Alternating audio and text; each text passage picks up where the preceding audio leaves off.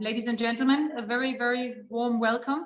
I'm delighted to welcome you at this webinar, which we are organizing in the framework of Germany's presidency of the Council of Europe's Committee of Ministers. And I'm delighted to see so many participants. Some of my ambassador colleagues are here. Excellencies, welcome. Also Senator Crockwell, the head of the German-Irish Parliamentary Friendship Group, is here with us. Thank you so much for joining in as well. Thank you all for taking the time to be with us, and a particular thanks, of course, to our wonderful and distinguished panelists. Senator Eileen Flynn, of course, the first female traveller senator in Ireland. Martin Collins, the co-director of the Pavee Point Traveller and Roma Centre in Ireland. Timea Junghaus, the director of European Roma Institute for Arts and Culture. And Thorsten Afflerbach, the head of the Roma and Travellers team at the Council of Europe. I'm so very grateful that you will share your insights with us today. And I would also like to thank wholeheartedly the moderator of today's event, Kitty Holland, social affairs correspondent of the Irish Times and very familiar with the topic we are going to discuss today. Thank you so much for taking on this role, Kitty, to be with us. Ladies and gentlemen, strengthening the role of the Council of Europe as a guarantor of human rights and the rule of law are top priorities of our presidency. The protection of human rights naturally entails the protection of minority rights, which is a crucial part of what Europe stands for today. We need to protect those facing discrimination, like the Roma and Traveller, as the largest ethnic minority in Europe. Germany has therefore made strengthening minority rights and increasing the visibility of Europe's largest minority one of our key priorities during our presidency at the Council of Europe. And to this end, we have sponsored a series of events, conferences, seminars, an exhibition and a concert, celebrating their culture and raise awareness of the issues facing Romani and Traveller people today. This is even more important in the case of a community whose history is often very little known to people. In Germany, the Documentation and Cultural Center of German Sinti and Roma in Heidelberg has been instrumental in researching and documenting the 600-year history of Sinti and Roma communities. It also serves as a memorial to the at least 500,000 Roma, Sinti, Yenish, and members of other minorities and communities labeled as gypsies who were killed by the Nazis. Only a few thousand Roma in Germany survived the Holocaust and Nazi concentration camps, and the genocide of the Roma was hardly recognized in public discourse. So the promotion also of the teaching of Roma and Traveller history and the Roma Holocaust is also one of the priorities of the current Council of Europe's Strategic Action Plan for Roma and Traveller Inclusion, and I'm sure we are going to hear about that a bit more later. Allow me to also briefly quote from the Commissioner for Human Rights report for the Council of Europe in 2012. And he wrote, and I quote, "The history of European repression against the Roma goes back several hundred years. The Roma were the outsiders, used as scapegoats when things went wrong. They have been collectively stigmatized as criminals in strikingly sweeping statements also in recent times. And anti-Gypsyism is now again being exploited by extremist groups in several countries in European countries." End of quote. Ladies and gentlemen, 6 million Roma and Traveller people live in the EU today, often under very difficult circumstances, facing discrimination and racism, difficulties in education, in the job market, difficulties everywhere. Anti-Gypsyism persists in European societies. It is an urgent contemporary issue. Prejudices and discrimination, hateful discourses, misinformation, misrepresentation, and fake news very often prevail. To fight anti-Gypsyism is therefore a task for the whole of society. Active engagement by society is an important step to achieve inclusion. And on the 25th of March, the German Minister of State for Europe, Michael Roth, in his address to the Congress of Local and Regional Authorities of the Council of Europe, also underlined once again the important role of local and regional authorities in addressing issues like minority rights violations, and stressed that it was crucial to reject policies entailing violence towards the Roma and Traveller.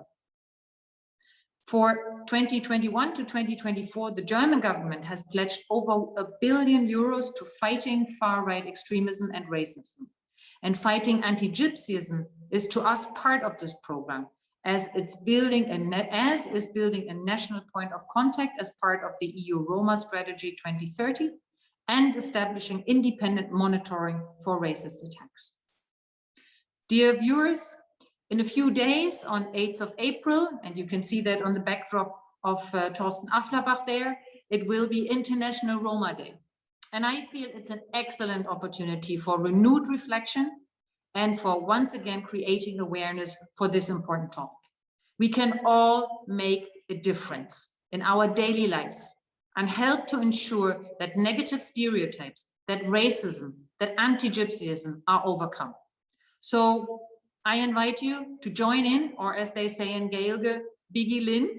And now I am looking forward to the discussion and to listen to all your insights, and hopefully also to create ideas of what can be done and get people involved.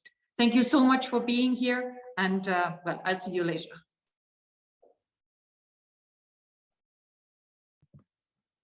And Kitty, it's up to you now. Okay. I was just unmuting. I'm beginning to get used to these Zoom events. I do find them quite disconcerting, speaking to an empty room, etc., etc. But yeah, no, thank you very much for inviting me to moderate this today. I'm not going to speak for long because I think the speakers have much more important things and thoughts to share than I do. But I will just say I think it's extremely important. I think it's the most pressing issue in Ireland, in the whole area of racism and hate crime and hate speech. Without a shadow of a doubt, the most vilified and sort of badly treated community in Ireland are the Traveller and Roma community. And as I was saying to you earlier before we started, I've been covering this for over 20 years now. I think things in some ways are a tiny bit better than they were when I started in journalism. In some ways, I think they've got worse. I think the kind of everyday racism has got worse, while the acceptance at the establishment level is a little better, that things must change. But it's very, very, very slow. So we'll start. I think the agreed lineup is that we're going to start with Timea. So I just have a few notes here from Timea. She's going to talk to us. She's the Executive Director of the European Roma Institute for Arts and Culture based in Berlin. She's going to speak for 7 minutes and 7 minutes only, and I'll be very strict, on the situation of Traveller and Roma arts and cultural heritage in the EU and the fight for anti-Gypsyism. So Timea, over to you. Thank you for the introduction, Kitty. Dear Ambassador Deike Potzel, dear colleagues and dear distinguished audience, it is almost exactly 50 years ago at the First World Romani Congress on April 8, 1971, that Roma creative producers started to claim recognition as a group. Roma and Traveller writers, artists, musicians, and film directors were making self-representations and finally forming a common transnational platform. Until this time, Roma productions were represented as not being the work of individual authors, but rather as collective facts of nature, which only became a concrete representation when they were in some way presented by an art collector, a folklorist, an ethnographer, or an anthropologist. Today, Roma arts and culture is a notion that is recognized by the contemporary art world, and an institution even, the European Roma Institute for Arts and Culture, which was built on the recognition of this term. ERIAC was established in Berlin, Germany in 2017 by the Council of Europe, the Open Society Foundations, and by an organization of Roma intellectuals themselves, the Alliance for ERIAC. The Institute is proof that Roma individuals around Europe made a tremendous effort, together with allies and institutions, supporters, donors, to keep the record of a Roma cultural history archived, the events remembered, and through Roma activities and assemblies, Roma continue to build the genealogy of Roma arts and culture. European Roma Institute for Arts and Culture, this transnational institute for the recognition of Roma arts and culture, has a dual strategy for public education and for Roma determination, Roma self-determination.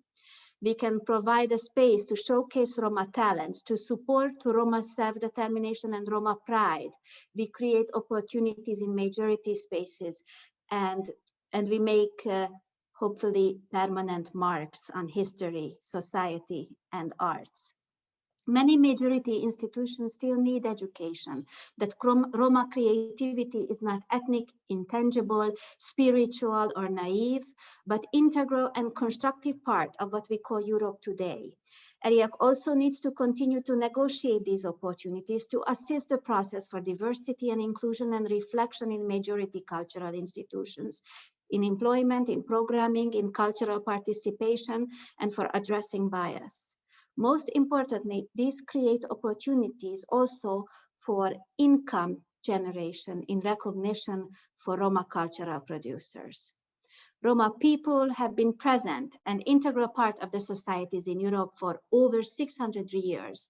Throughout this history, Roma have made an immense contribution to national cultures, but managed to develop strategies to preserve the resilient Roma cultural heritage, artifacts, knowledge, traditions, occupations, languages, as a strategy of survival amidst a history of continuous persecution, discrimination, and violence. Without policies and institutions, Roma art forms and tangible heritage are being appropriated by the majority societies without a proper recognition of Roma cultural producers. There are still no state level or European level policies to counter the unjust process of cultural appropriation. The institutions for Roma pride and recognition are either missing or are practicing Roma representation in precarious situations. Based on many observations by ERIAC and its network of cultural experts, we can conclude that Roma culture and cultural heritage is in danger. It's an endangered European cultural heritage. The Roma minority has no access to its own cultural heritage, no proper and competitive resources for cultural production, and no means for proper interpretation of its own cultures. Both the resilient Roma cultural heritage and the contemporary cultural production is in danger without proper strategies of recognition, collection, presentation, and conservation strategies throughout Europe. The proven experience of the European Roma Institute for Arts and Culture is that we cannot combat anti-Gypsyism without a rich cultural munition. A positive vision where an effective counter-narrative and a strong counter-representation is a must.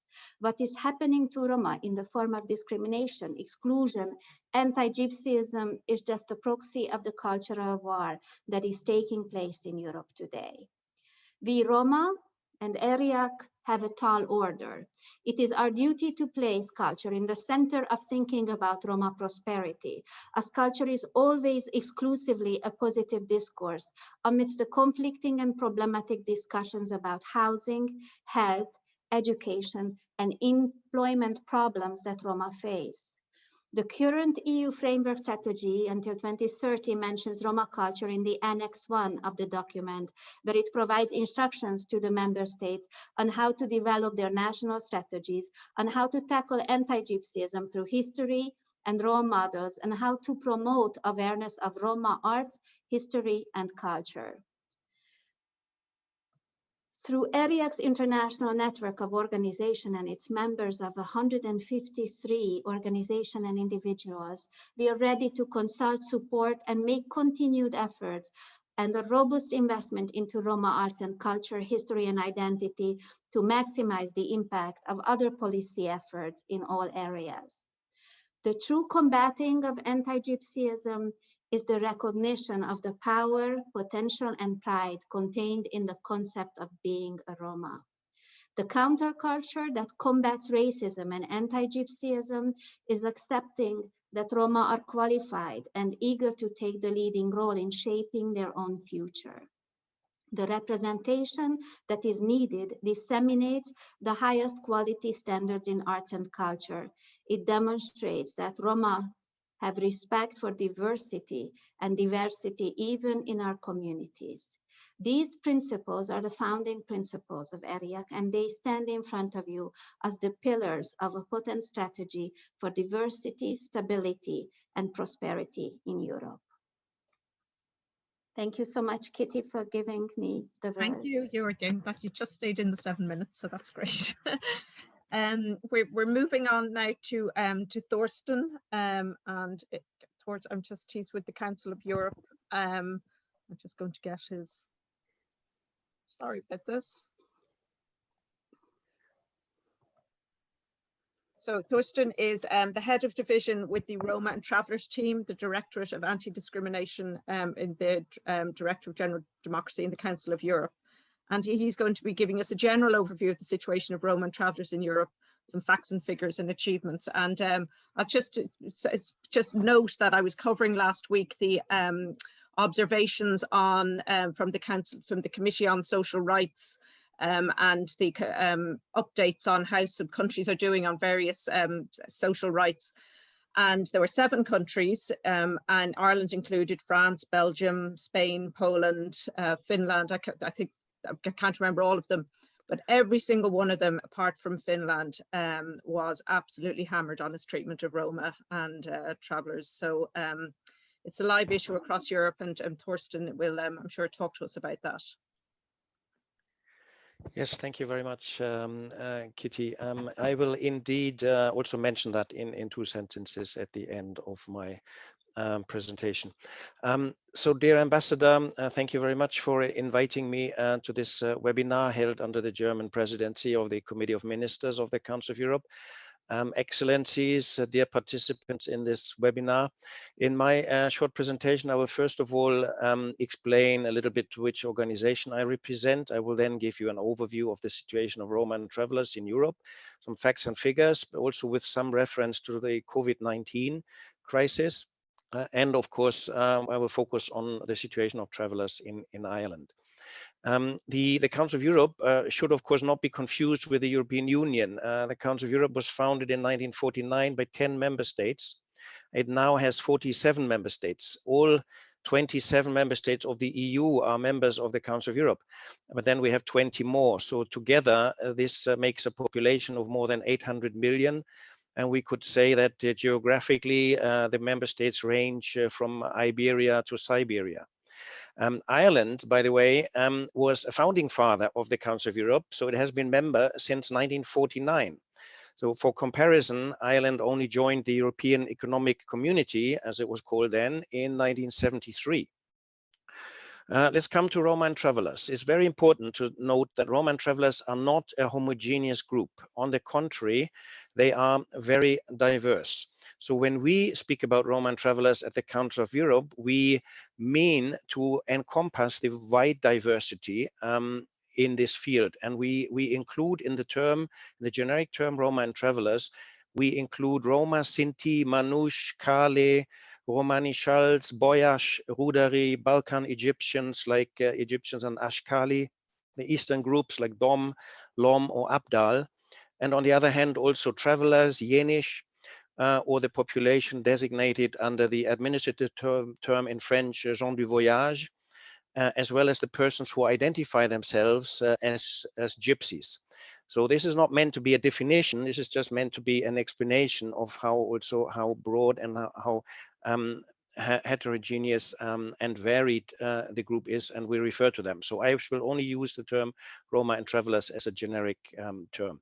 Now it is difficult to say how many Roma there are in Europe, because in many states the census does not include any component on ethnicity, sometimes due to an interdiction by the state legislation, and sometimes even if the census does contain a component on ethnicity, some Roma may prefer not to declare their ethnic background. So given these statistical obstacles is very difficult to estimate the number of Roma in Europe, but we would estimate them around about 10 to 12 million in all Council of Europe member states, which makes them the biggest ethnic minority in Europe. Now, Roma and Travellers in Europe today face huge obstacles to the full enjoyment of their human, social and cultural rights. They also suffer from persistent inequalities, higher child mortality, lower life expectancy, lower educational attainments, higher unemployment rates, and higher social benefit dependency. Rising new nationalism and populism and intolerance and racism is leading to an increased levels of discrimination, of hate speech, and of hate crimes against Roma and Travellers all over Europe. To remedy the social deprivation, many member states have put in place a range of social interventions, but they have not yielded the desired results. Why not? Because in most cases, the deeply rooted anti-Gypsyism and anti-traveler sentiments, which are the root cause of all discrimination and all disadvantage, have been ignored in these measures. Now we need to combat anti-Gypsyism and we need to combat anti-traveler discrimination if we really want to address the issue. Hence the very important role of Éireann, as Timea has just mentioned in her intervention. The recognition of the positive contribution of Roma and Travellers to the common European history and to the common European cultural heritage must be the first step. But we do not only need to accept diversity as a given, but somewhat unwanted feature of society. We need to cherish diversity as an asset to society. The COVID-19 crisis has had a terrible impact. Roma and traveler communities were particularly hard hit by the crisis and by the measures taken by the authorities to contain the virus. Discrimination and disadvantage raised from the lack of provision of information about the pandemic in Romani, the language of the Roma, or the lack of provision of sanitary or healthcare products, or the cordoning off of complete Roma settlements by the police or even by the military, making any movement impossible and thus depriving adults of the possibility to seek employment outside of the settlements, so thus depriving whole families of their income. But it also hampered the children's access to education in school outside of the settlements. Most of the virtual learning and homeschooling that put in place in many member states did not work for Roma and Travellers and Roma and Traveller children due to the lack of the necessary hardware or software or internet connections, so the whole IT infrastructure, and sometimes the home environment, which wasn't conducive to learning. These material shortcomings were aggravated by increased scapegoating of Roma and Travellers for spreading the virus, a scapegoating also perpetrated by high-ranking government politicians or elected post holders. Now, travellers in Ireland, I would first of all like to congratulate the Irish authorities for having formally recognized Irish travellers as a distinct ethnic group with their own unique culture and identity. This recognition in 2017 was a historic step, since travellers have been an integral part of society in Ireland for centuries. In order for it to bring the desired effect, namely to reduce the marginalization and exclusion, now some other measures should follow. And what is the situation? Well, the situation is not so rosy. A 2019 survey led by the European Union Agency for Fundamental Rights found that almost half of the general population in Ireland feels uncomfortable with having Roma and travellers as neighbors. 65% of the traveller community in Ireland feel discriminated against because of their background. More than 90% of the travellers in Ireland said that there were not enough places for them to live. And 15% of Ireland, only 15% of Irish travellers are in employment. These findings are also confirmed by our own, by ECRI, for example, our European Commission Against Racism and Intolerance, who also has seen that the authorities fail to provide adequate and culturally appropriate accommodation for travellers. ICRI also recommend to restore the visiting teacher service and to provide specialized resources teachers for Roma, for traveler pupils. And it recommended to reinstate the Traveller Movement Independent Law Centre. Now, the European Committee for Social Rights that Kitty has just mentioned has already on several occasions, dating back to 2015, found that there was insufficient provision of accommodation for travellers, and that many sites are inadequate conditions, and that there are inadequate safeguards against evictions. Now, only last week, and this is what you referred to, Kitty, only last week, the most recent report was released, noting that some progress has been made, yes, but stating also that it's still substantial shortfall in the provisions of traveller accommodation. And the committee cited evidence for the Irish human rights from the Irish Human Rights and Equality Commission, saying that many traveller sites are in poor condition, lack maintenance, and are badly located. Now, the creation of a National Traveller Accommodation Consultative Committee and an expert group on traveller accommodation in September 2018 is very much to be welcome, but their recommendations should also now be fully implemented. The Irish National Traveller and Roma Inclusion Strategy 2017 to 2021 will come to an end this year. It is highly important that Roma and Traveller civil society should be involved in its evaluation. And it is also equally highly important that Roma and Traveller civil society should be involved in the design, implementation, and evaluation of the new strategy. Thank you very much. Thank you, Thorsten. That was great. You stuck to your 7 minutes as well. And we're moving on now to Martin Collins. It's the co-director of Pavee Point, a very important organisation here in Ireland, in promoting and in promoting traveller and Roma culture and advocating for human rights for traveller and Roma community. I'll hand over to you now, Martin, and you better stick to your 7 minutes.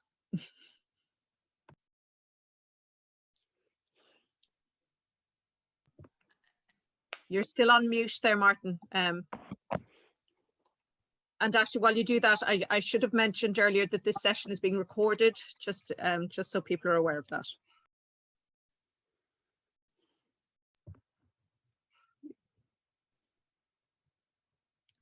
Can you hear me now? Yeah, perfect. Yeah. Sorry about that. Don't deduct that from my 7 minutes, okay? Okay. Yeah, Off you go. Thanks, Kitty. Just to begin with, I want to thank the ambassador and the German embassy for organising this webinar and giving us an opportunity to talk about some of the main issues and challenges impacting on travellers and Roma in Ireland. As was already alluded to, in just over a week's time, it will be the 50th anniversary of the first National Roma Congress, which took place in London in 1971. And for people who are not really familiar with the purpose or the history of it, it was an attempt to try and create a pan-European political platform that would give a voice to Roma, and that would in turn create more inclusive decision-making and policy-making processes that would address the racism and the human rights abuses experienced by travellers and Roma. And incidentally, there is an Irish connection of sorts to that event. There was a man called Potzel who actually lived with travellers in Ireland in the early 60s. And he was actually instrumental in organising and mobilising travellers to resist evictions and to campaign for their basic human rights. So he was a really interesting character. And then Grattan was actually at that first Roma National Congress in 1971, and over the years has played a really pivotal role in supporting the rights of Roma and travellers right across Europe. We have to ask ourselves, I mean, the other part of the Roma Congress, of course, was they adopted their own flag at the time and also adopted their own anthem, Jelm Jelm, which is really, really interesting. We have to ask ourselves, 50 years later, you know, we need to reflect and ask what really has changed, how much progress has been made.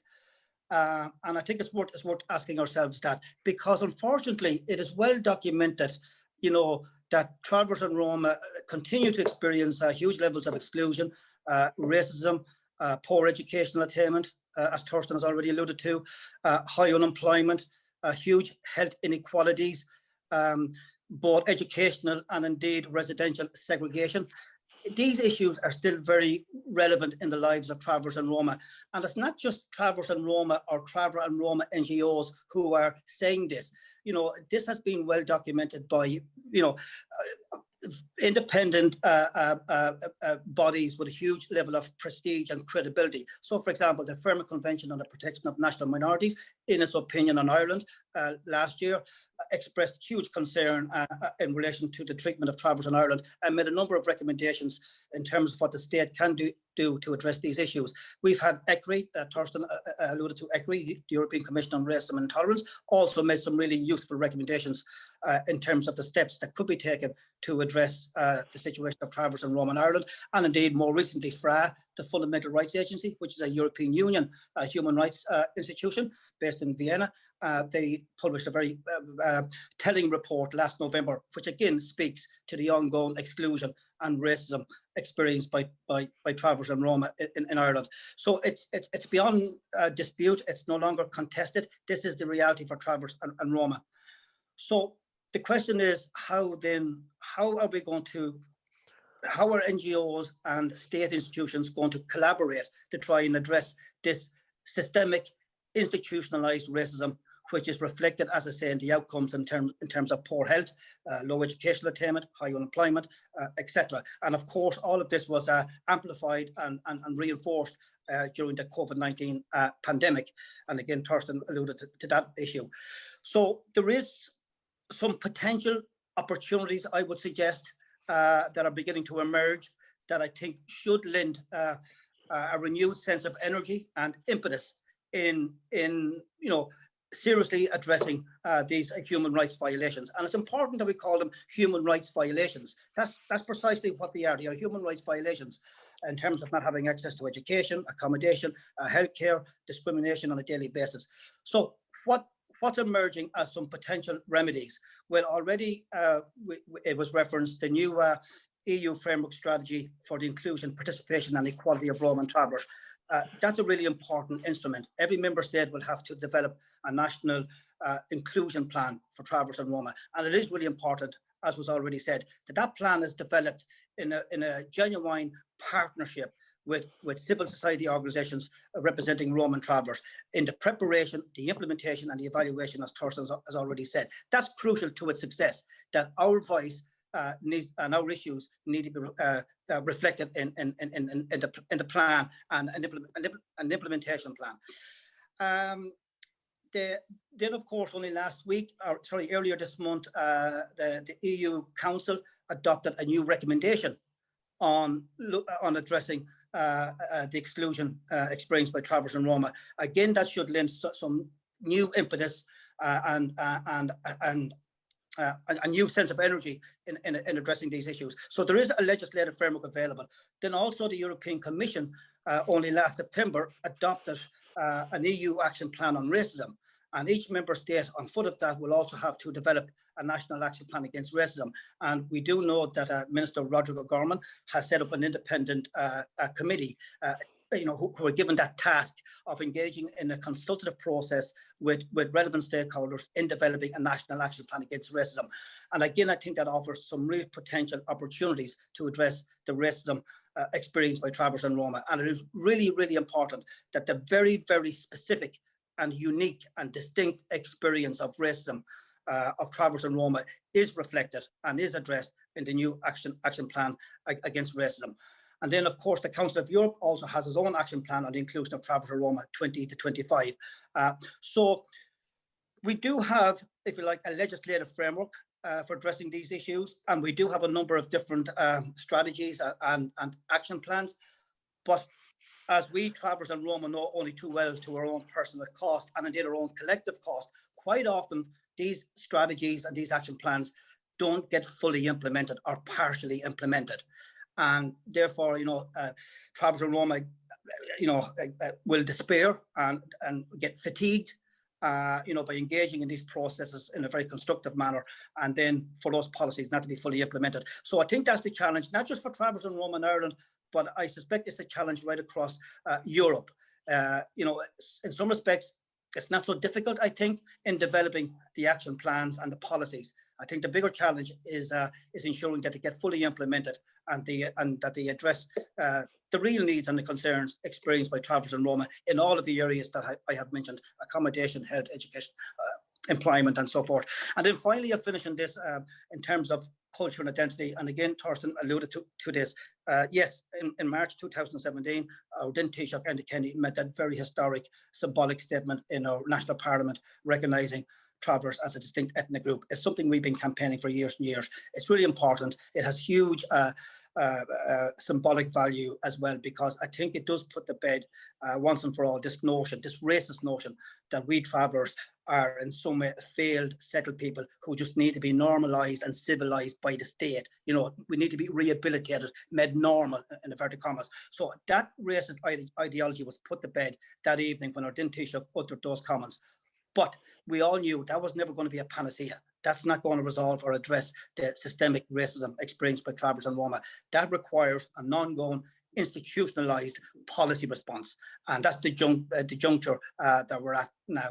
And lastly, in relation to culture, I do think this is really important. I think it was Mark Twain, that great philosopher, who once says, "The very ink in which history is written is mere fluid prejudice."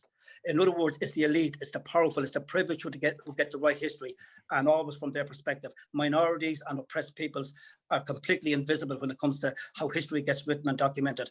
And it really is important that we, as travellers and Roma, we are the custodians of our own culture, of our own history, and we need to be in a position that we can document and interpret and understand and articulate what it means to be a travellers and Roma, and not for others to be doing it to us. I think that's a really key point I'd like to finish on. Thank you. Thanks, Martin. That's great. I'm just going to move on now to Eileen, who's our final speaker, but last but not least, she's our as the ambassador was saying, first woman traveller in the Oireachtas. I think really the first traveller in the Oireachtas, really, and she's going to share with us her thoughts and reflections on the position of Irish travellers and their culture in 21st century Ireland. Thanks very, very much, Kitty, and thanks to the ambassador for inviting me here today to be part of this discussion. I think it's really important that we have open discussions at a European level, but also at an Irish level as well. So I really appreciate the invitation to be here. Firstly, I will start off around the recognition of the traveller community in 2017, and that recognition is still, unfortunately, not legal in Ireland. There's not one, it doesn't name travellers as an ethnic minority group legally in the Irish state. Hopefully, when we get hate crime legislation across the table, that will be the first document where travellers are legally named as an ethnic minority group in Ireland. Kitty, you said earlier on in one of your points that it's normal to be racist towards the traveller community, and how normalised that has become within Irish society. And again, without repeating as what other speakers have said, it's if we were to look at how the daily discrimination towards the traveller community in Ireland is so acceptable, how, you know, you go into your local pubs and you hear people talking about the travellers down the road, and obviously it's always in bad terms, and you know, there's never any action towards that. So it's not okay to be racist, but it's okay to be racist towards members of the traveller community. It seemed to be more acceptable to be racist towards us as a community of people. And just to say that, you know, yesterday I was at a conference with Martin Collins, and it really, looking back at reflection, really looking at some of the policies and legislation that have been implemented for over the years for traveller community. And one of those is the traveller accommodation. And unfortunately, while we have the local traveller accommodation consultative committee, the National Traveller Accommodation Consultative Committee, very little has changed for our community in Ireland, and basically wanting to make us fake settled people, or want to want to make sure that we fit into Irish society without being ourselves. So again, how normalized it is, and the political will. I don't think the political will is there to implement policies and to implement actions for the traveller community and for Roma people in Ireland. In the last year, in my opinion, racism and discrimination towards our community has got dramatically worse. Let it be from the local media to social media to the media in general, to opening up your newspaper on a daily basis. And you know, we over 2,780 travellers were diagnosed with COVID-19 in the last in this third surge of COVID-19. 116 travellers were admitted to hospital, 14 were in intensive care, 7 members of the traveller community died from COVID-19. This is only some of the latest figures that I have around the pandemic. And for me, that's really, really worrying. And so many travellers at local authority level, so many travellers don't have safe spaces to be able to self-isolate, don't have running water, and some of the living conditions within the sites since the pandemic, unfortunately, has got dramatically worse. In January here in Laborie Park, unfortunately, as well as there being a small outbreak of COVID-19, there was an outbreak of hepatitis A. Hepatitis A is a virus of the liver that we don't see in countries like Ireland or Belgium, like some of the European countries. It's a disease that we see really in underprivileged countries, and for that to be acceptable within like local authorities, and very little to date has been done around the outbreak of hepatitis here on the site. And again, just to stress the fact, during a pandemic, even, you know, we're not getting running water. Some people are still living on the sides of the road without having running water to be able to wash their hands, for drinking, safe sanitation. And again, like, if anything, traveller accommodation since the pandemic has got worse, and it's been used as an excuse that local authorities, like, there's no meetings, very little meetings, there's very little action being done for traveller people. And again, Martin, I don't know if you want to come back in around, you know, travellers being able to have the safe spaces to be able to self-isolate. And without me repeating what other people has been saying, I just find it very disheartening and very stressful when I'm looking at members of the traveller community suffering really bad for COVID-19, and very little has been done about it. And I'm really sorry, my internet connection is really, really low. You're grand, we can hear you. Okay. Okay, sorry about that. Left. So yeah, and again, like, you know, I sit on I'm chairperson of the special traveller committee that was set up to deal with some of the issues that impact on the traveller community, and we're already after hearing those: health, mental health, education, accommodation, and employment. And again, you know, like, it's just so normal, which is really, really sad. And I think now more than ever, we need to implement the policies. We all need to work together to implement and to hold the government and local authorities to account for some of the behaviour that's been done over the years for to host the traveller community. And one of these acts that, when I speak to travellers on the ground, people talk an awful lot about, and people don't have the opportunity to be able to travel anymore in Ireland since 2000, since the trespass legislation was implemented. And that's something that, funny enough, the government were well able to act on, and a policy that they were well able to implement, because of state discrimination, and it really stopped in a very vital part of traveller way of life and traveller culture, being able to travel.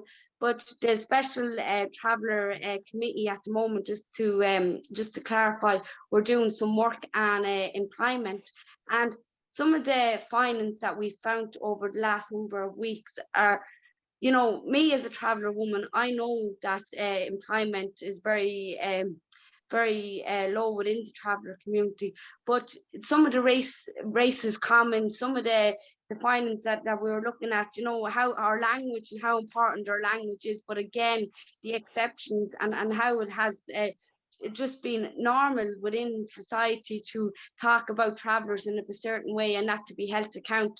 So for me at the moment, I'm doing a lot of work with the likes of the National Traveller Women's Forum, Pavee Point, a Traveller and Roma Centre, and the Irish Traveller Movement, to implement some of the policies that the government has put in place over a number of years, along with the national NGOs. But again, what Martin said, you know, travellers need to be around these tables, need to be around making the big decisions about ourselves, because it's our life that's being impacted by these big decisions that's been made at a national level. And if we were to even look at now, like, I think it's really important to word it here today, and it was something that hasn't been said, the suicide rate within the traveller community, 1 in every 11 deaths is caused by suicide. Men 7 times more likely to die by suicide than men from the general population, and traveller women 6 times more likely to die by suicide than women from the general population. And again, this time last year, when the government was putting in a plan in government, they named that they would have a specific traveller action plan, and unfortunately that will is not there at the moment either. And I know that the National Traveller Mental Health Network is working really hard to work with the government to implement that action plan for the traveller community, because, you know, there's only so much oppression that any community can take. And I think, I genuinely believe that our community is at a point where we're fed up and, you know, tormented and sick of the inequalities, and I think it has a dramatic impact on people's mental health. And I see it here even in Labrie, like, you know, young men and drugs and alcohol and stuff, and it's so sad that, you know, that so many young men within our community and women didn't get a chance, didn't get opportunities to be able to be successful within the education system, being able to seek employment. And again, like, we have to look at, you know, at implementing these policies to make life better for the traveller community and for the Roma community. Because for me personally, I'm sick to death for the last 10 years talking about policies and talking about different inclusion strategies and equality strategies and diversity strategies, and without them being implemented. And I do know that the NGOs, and myself and Martin were speaking briefly yesterday around how it needs to be actioned now, and it needs to be implemented, because so many people are really tired. Eileen, I hate to cut you off when you're in full flight, but well, that's no problem, Kitty. That's perfect. We can wrap it up there. That's great, and lots of complimentary comments coming in, Eileen, about well said, Eileen, and thank you for the COVID stats. You're an inspiration to travellers everywhere, and especially traveller women. That's symptomatic. Yeah, just to say, I got those stats from Pavee Point, so just to, I won't want to take credit for it. Yeah. Okay, we're probably going to open it up for wider discussion now. I don't know, Robert, are any questions coming in there yet? Robert is the tech host, as he's calling himself, and he's going to be sort of feeding the questions to me as they come in. Yes, there is one question. Hi, Kitty, and hi, everyone. One question from the ambassador of the Netherlands in Ireland, who had an informal session with Martin and Pavee Point as part of their own diversity and inclusion strategy.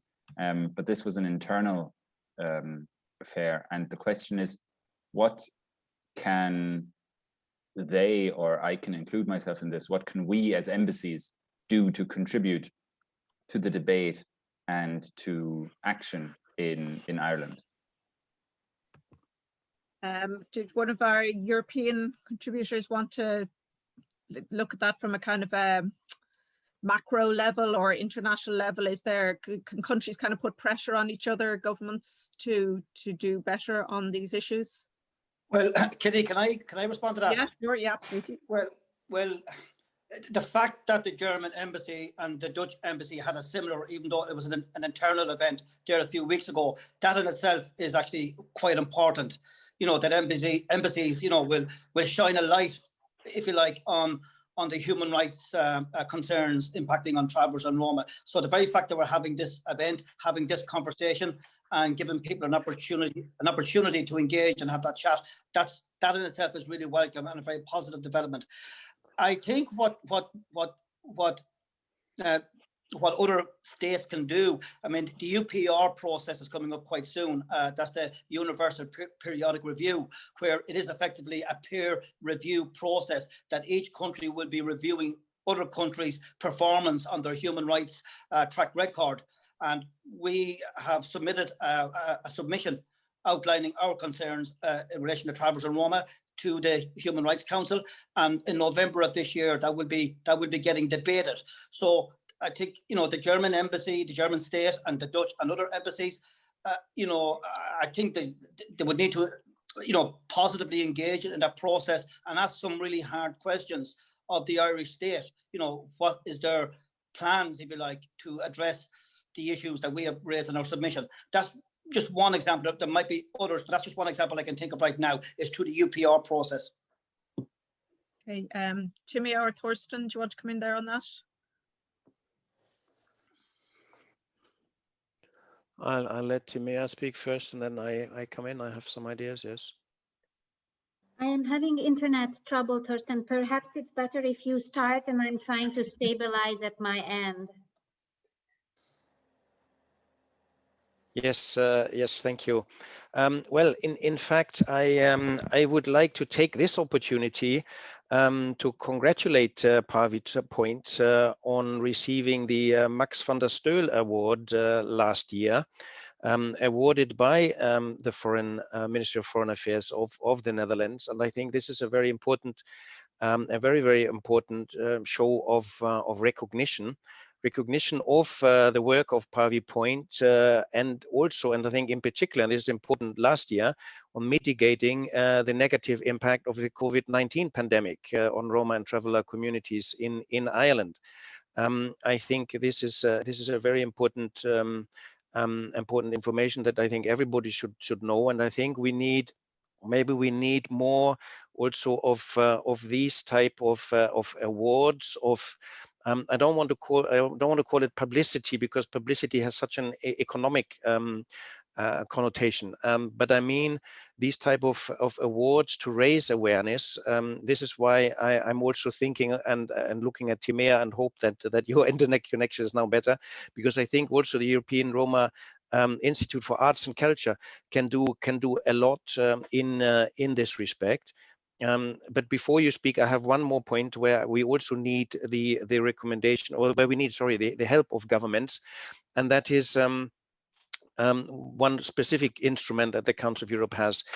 In addition to the let's say hard law, to the conventions that we have already mentioned, for example, the European Social Charter or the Framework Convention for the Protection of National Minorities, the Council of Europe has also so-called soft law instruments, and there are recommendations by the Committee of Ministers to member states. And one such recommendation adopted a couple of months ago in the summer last year is a recommendation to introduce the history of Roma and Travellers into school curricula and into textbooks, school books, teaching materials. And I think this is very, very important. And this is an area where we do indeed need the support of the relevant authorities in the government, relevant authorities responsible for education, for developing school curricula, because we think it is highly important that the teaching, that the history of Roma and Travellers is taught more than it is now, and it is taught better, because the way it is taught now, it just perpetuates stereotypes and cliches, and it perpetuates discrimination. It needs to be taught in such a way as to clearly show to the also to Roma and Travellers themselves, because sometimes they don't know about their own history, but certainly to show the general public about the positive contribution that Roma and Travellers have made to the European history. I have mentioned it before in my intervention, to the European common cultural heritage. This needs to be shown, this needs to be demonstrated to the general public, and teaching children at school would be an appropriate step. This is from my side some suggestions. Thank you. And can I just come in after you that you're speaking about the education and history?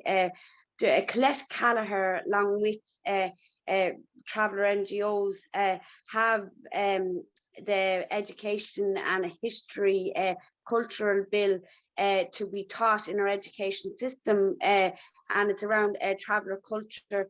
And basically, I met with Minister Foley in January, and myself and Owen de Bardune, and we openly asked the minister would she champion the bill through the next stage, because the work was already done on this bill, and she didn't give us a yes or no answer.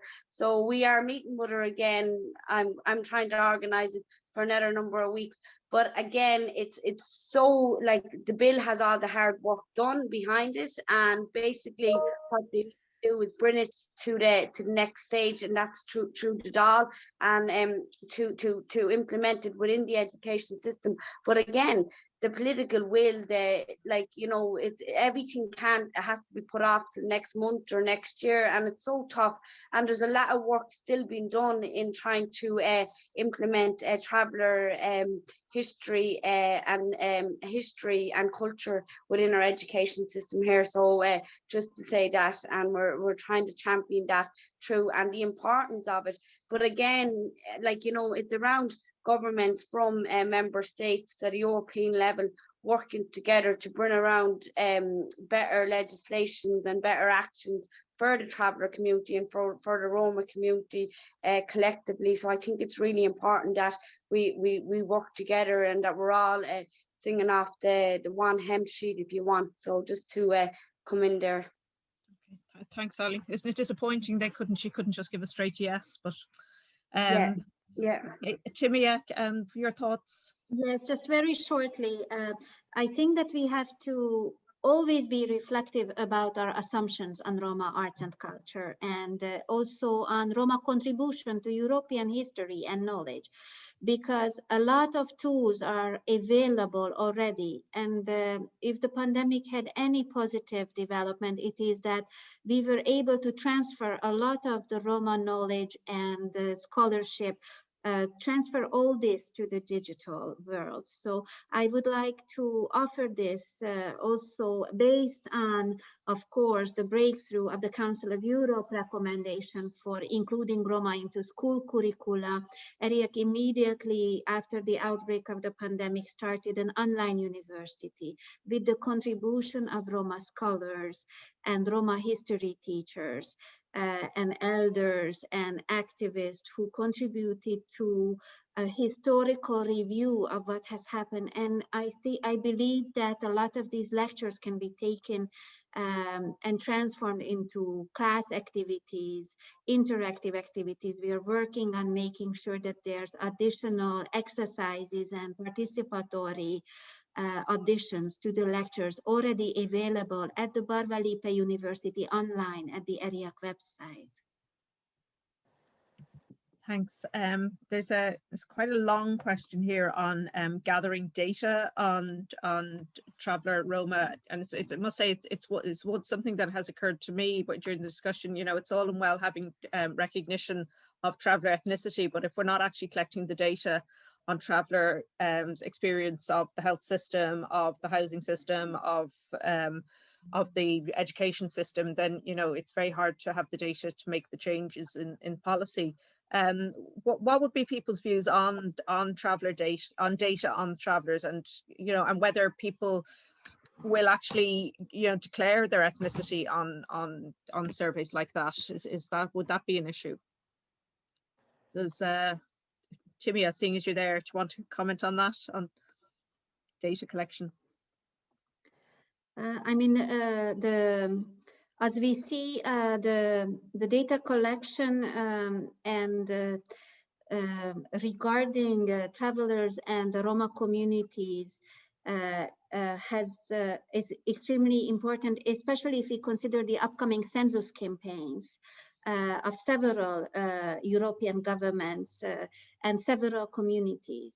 As I see, a lot has changed since there is an active politics of mobilizing and educating Roma citizens about active citizenships.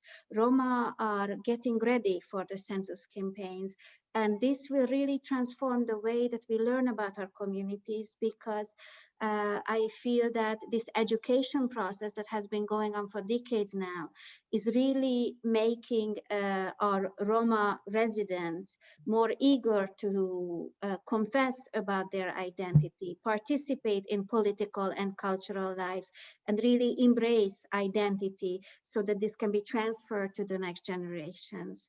I'm excited about the upcoming census campaigns in the next 18-20 months in Europe to see the results. And I am convinced that we will see that the demography of European Roma are actually a growing and young population, you know, that is very politically engaged and active in Europe.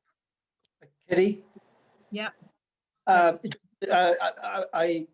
think it's really, really important, you know, the whole area of ethnic equality monitoring and data collection.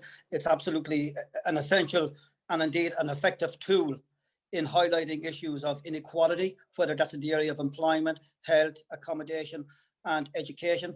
Because I think what it does, you know, we can collect the information that would help us develop more robust evidence-based policy interventions to deal, you know, with the inequalities in all of these areas that I haven't mentioned. And Pavee Point has been really pioneering this whole concept around ethnic equality monitoring for over, well, almost 30 years now, in fact. And we managed to get travellers included in the census. And we've also now managed to get Roma included in our next census, which has been deferred until 2022 because of the COVID-19 pandemic. So yes, it is absolutely an essential tool, and it is actually facilitated, and it is, you know, legalized, if you like. There's no legal impediment to it, but of course the persons are entitled themselves whether or not they want to declare their ethnicity. That's a really important principle, which is also enshrined in Article 3 of the Framework Convention on the Protection of National Minorities. It's self-identification. That's absolutely essential. But at the end of the day, and I'll finish with this, it's also important to say that we, at this moment, we do actually have a lot of information. We have a lot of data, you know, about the inequality in education and health and accommodation. So it's important that we don't, in some way, use you know, the lack of data as an excuse for inaction, because we actually do have a lot of information, and we do have a lot of data, and we do have a lot of evidence that should inform policy and policy implementation. But I would accept that we need to continue to put in place a much more robust frameworks, if you like, for ethnic equality monitoring. It's absolutely essential. But again, we have a lot of information. There's no getting away from that. We have a lot of information. We just need to act on it. Thorsten, do you want to come in on the issue of data collection and whether it should go beyond the census? Should it be collected in things like, you know, social welfare, housing applications, you know, admission experiences in hospitals? Should people so that we know, you know, what kind of outcomes people are getting in their interaction with public services? Yes, I can come in. Thank you, Kitty. I have my own personal view on this, but of course I have to convey also the position of member states of the Council of Europe, and the whole. And I'm fully aware, of course, of recommendations being made by various stakeholders, but the situation at national level in the member states is extremely delicate for some, and it's also extremely diverse. As I said at the beginning I was very short. Some member states do indeed already include in their census a question on ethnic origin. But it is not always compulsory to tick the box. So as I said, some may prefer not to tick it, again, due to the historic situation, due to also the experiences that they have made earlier in history when they ticked these boxes. So this is something, whether there's a question whether it is compulsory or on a voluntary basis.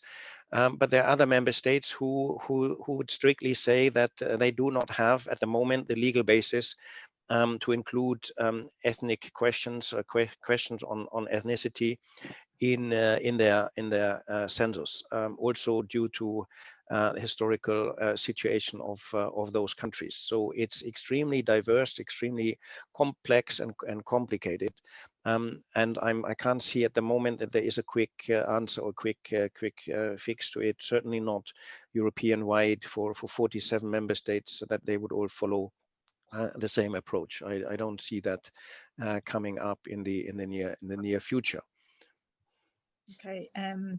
Eileen sent in a message to say her internet is very bad and she's apologizes. So Eileen, I won't come to you unless you want to kind of jump in yourself. So I won't put you under that kind of pressure if your internet is very bad.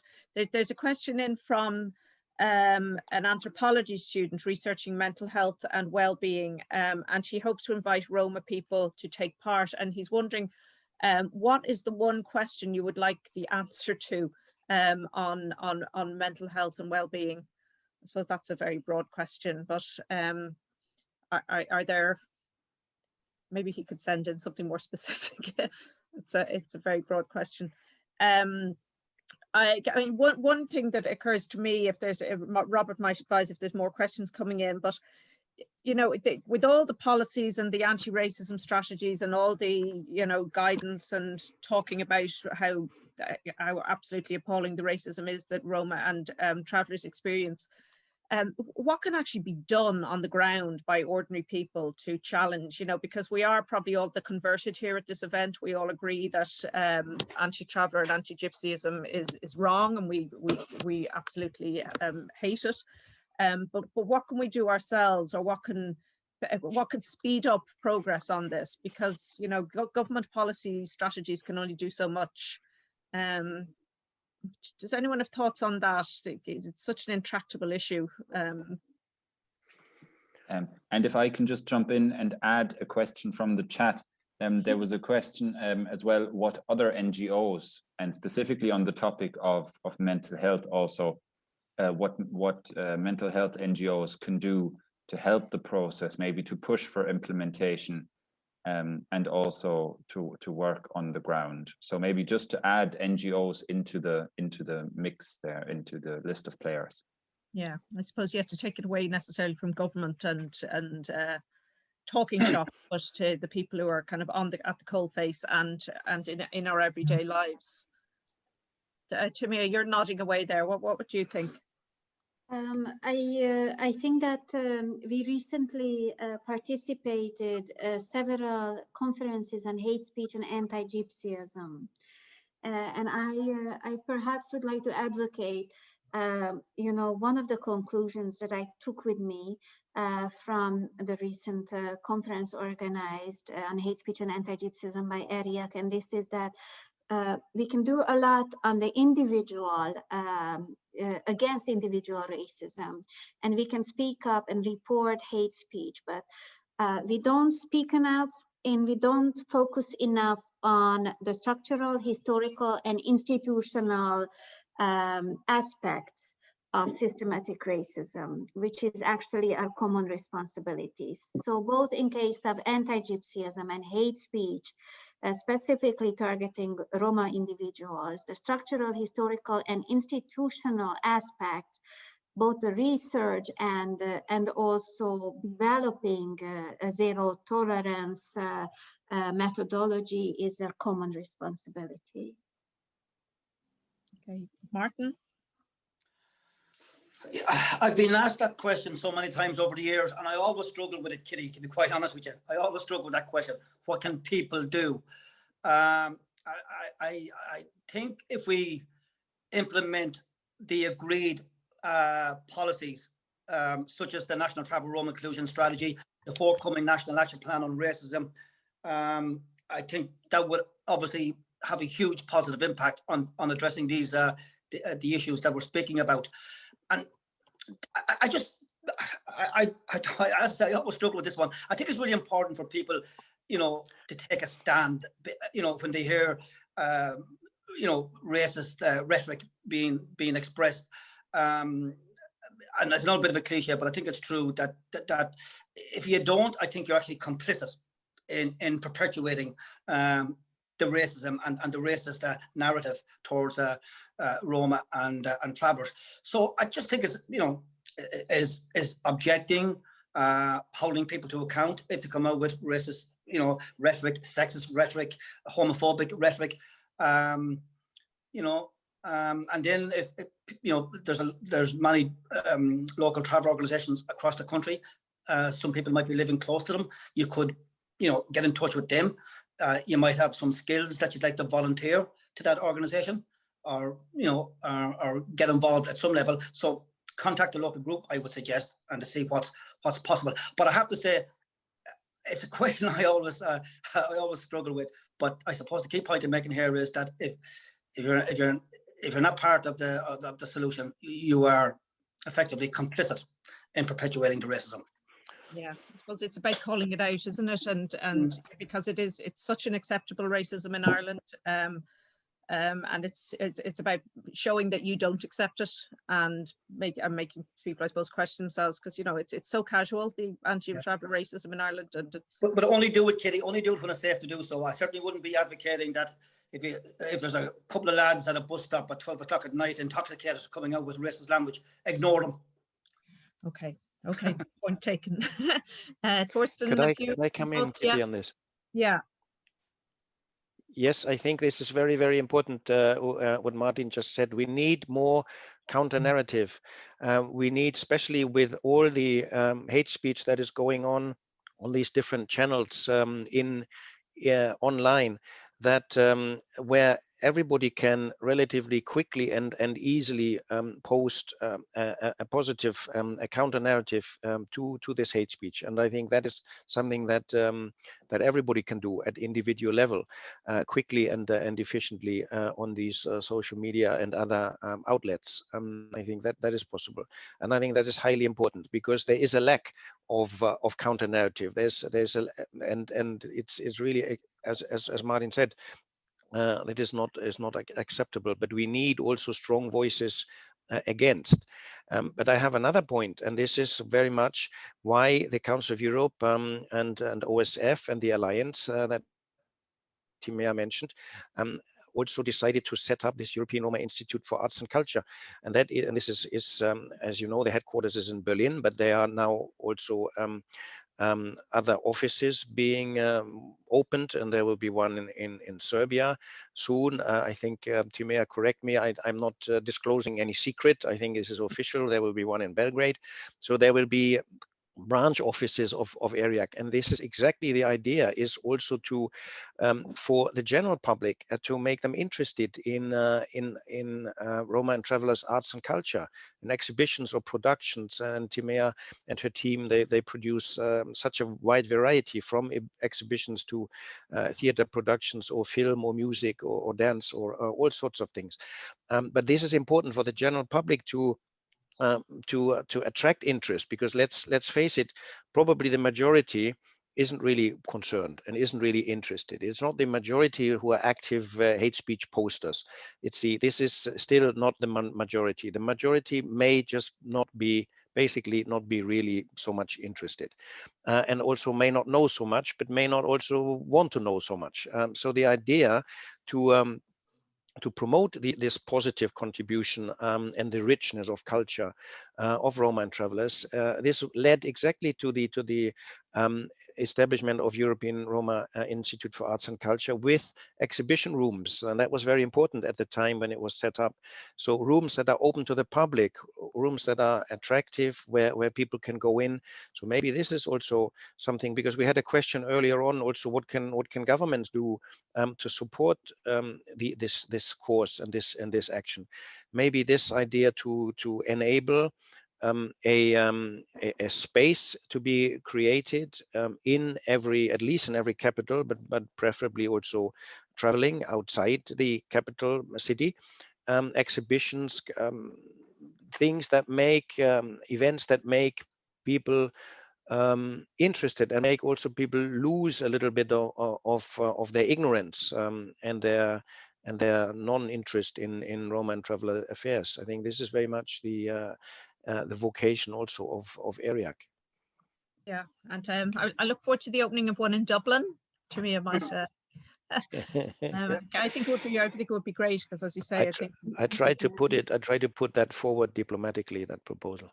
Okay. Yeah, no, because it is about instilling pride in the culture, both, you know, the people, the Roma and the Travellers who create the culture and are custodians of the culture, but also people, you know, outside, like myself, you know, to be proud of what they've contributed to my society. I think we're going to start to wrap up now, and I'm just going to invite people to make some concluding comments on their thoughts on the afternoon and the event, and I'll go in the same order as we did. So I'll start with Timea, if you want to give us a few concluding thoughts. Yes, very much inspired by what Thorsten already emphasized. The depth and the richness of Roma art and culture is here already in Europe, completely available for contribution. And cultural recognition does perhaps start with the space and the windows and the doors that are necessary for the representation that acknowledges the pride and celebrates Roma culture full in its dignity.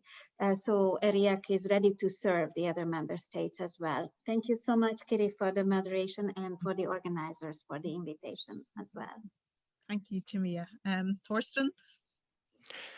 Yes, thank you very much, Kitty. I will use this last minute now to make some publicity for other events that we are organizing, and the first one I've put already in the chat box there, since we were talking about Roma and Traveller history, and also since the ambassador has mentioned right at the beginning the 8th of April, International Roma Day, next week, or exactly on that occasion, International Roma Day, we will host online, unfortunately only, but it will still be hosted from Strasbourg, from the Council of Europe, under the German presidency of the Committee of Ministers, a conference for Roma and Traveller youth, but a conference also where we emphasize the important role of history in the integration and inclusion of Roma and Traveller youth in society. I've posted the link in the chat box there. There's still places available, so I would like to encourage all Roma and Traveller youth in Ireland and beyond who's listening now to us to register for this highly important and interesting event. It's a 3-day event, but it's very varied in forms of different formats that we will run and different program points that we will have. Éireann will also play an important role and contribute Roma and Traveller history and culture and arts and language to this conference. So that's one. And then I'm now going to post another one where we also have an important conference coming up in September, and that is specifically of interest to Roma and Traveller women. And that is one of our biennial, we run them every other year, International Roma Women's Conference, highly interesting, and it's a space for women to attend and also to voice their specific interest and their specific concerns. It's usually more than 100 Roma and Traveller women who attend these events. So this one will be, hopefully, take place in Skopje in North Macedonia, subject to COVID, of course, developments until September.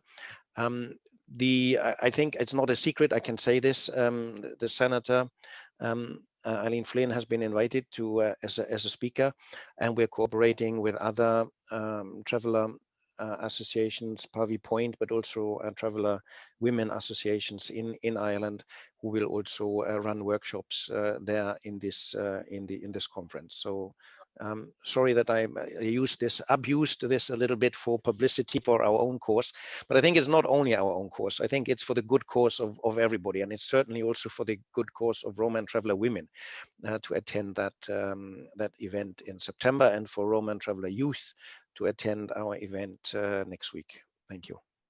Okay. Yeah, that's fine, Thorsten. Roma and Traveller women are very important. So yes, I think they should be promoted at every opportunity. Martin, do you want to give us some concluding thoughts? Yeah, well, also I'd like to publicise. We did Pavee Point. We did a pre-recorded piece to mark International Roma Day on April 8. Myself and Eileen and Romeo France, who was a Green Party MEP, was part of that discussion, and that'll be getting. So we're going to air that on the 8th of April. Look, I think it's really important that we continue to have these conversations and to share our learning and our good practice in terms of what works and what doesn't work in addressing the human rights violations experienced by travellers and Roma. And while of course there are many challenges outstanding, I think it's important that we do acknowledge that there has been, in some instances, there has been some movement and some progress. Certainly nowhere near as much as one would like, and that's why we all have to redouble our efforts to ensure that agreed policies and action plans get fully implemented. Overall, I'm optimistic. I'm inherently an optimistic person in any event, and the reason why I'm optimistic in this context is that we have a very strong, resilient, hard-working traveller and Roma activist, both in Ireland and right throughout Europe. I'm very fortunate enough to have met many of them in Strasbourg and other major events in conferences in Brussels and so forth. So on that basis, with the very strong leaders we have, both in the Roma and traveller community, I am optimistic that there will be further transformation for travellers and Roma in the years ahead. I have no doubt about that. Yeah. Eileen, I don't know if you can come in. Don't think so. She did post a comment just here to Martin saying you're 100% right. We have to be optimistic and we have to have hope. So I'll quote her on that. And I'll hand over now to the ambassador who's going to wrap things up for us. And thanks a million to everyone. It's been a really interesting afternoon for me. Thank you so much, Kitty. And Eileen, if you want to come in, easily just come in there if you manage to. Otherwise, I would like to thank. There she is. Great. So, floor is yours, Eileen.